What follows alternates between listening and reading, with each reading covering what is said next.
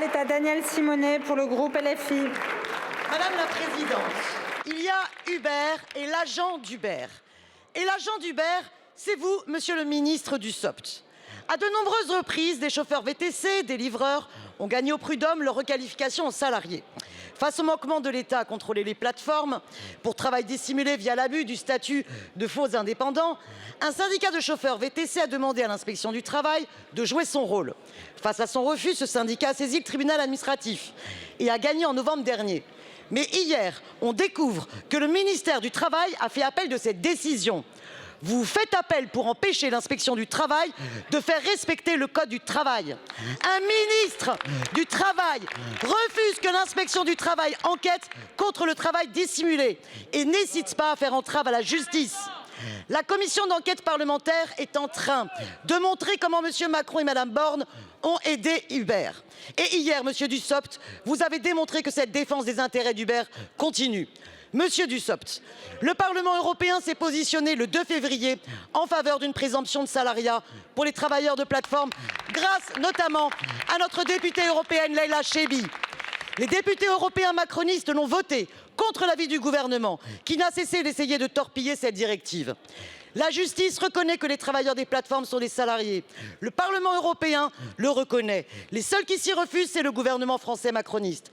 Si ces travailleurs étaient reconnus comme salariés, ce serait 1 milliard d'euros supplémentaires par an de cotisations patronales pour financer nos retraites. Alors, monsieur le ministre, quelle sera la position du gouvernement français au Conseil de l'Union européenne sur la directive relative au travail, aux droits des travailleurs des plateformes?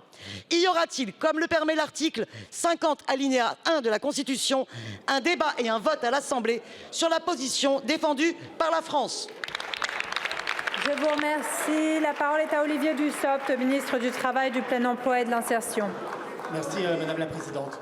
Madame la députée Simonet, votre question me surprend et je vais essayer de partager avec vous cette surprise.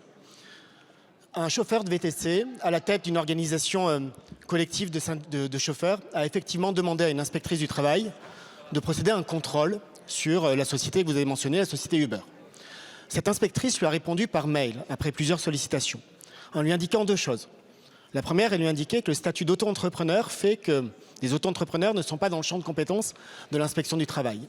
La seconde, elle lui a indiqué devant quelle juridiction il pouvait faire valoir ses droits s'il considérait que droit il y avait à faire valoir. Ce chauffeur a considéré que ce mail valait décision de refus de procéder à une inspection et a saisi le tribunal administratif, qui a rendu une décision enjoignant l'inspection de réaliser une inspection du travail sur la société Uber.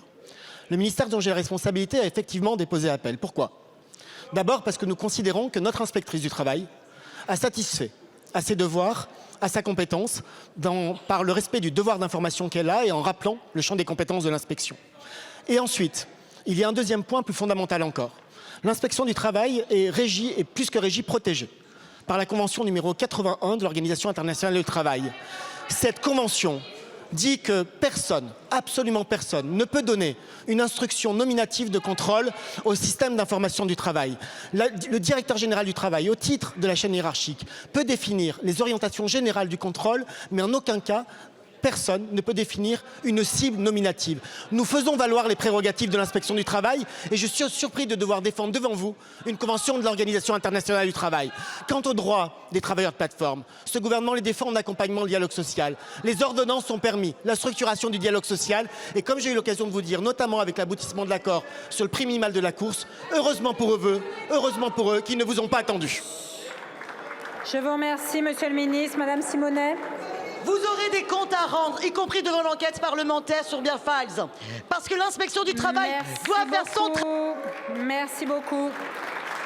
La parole est à monsieur Vincent Bru.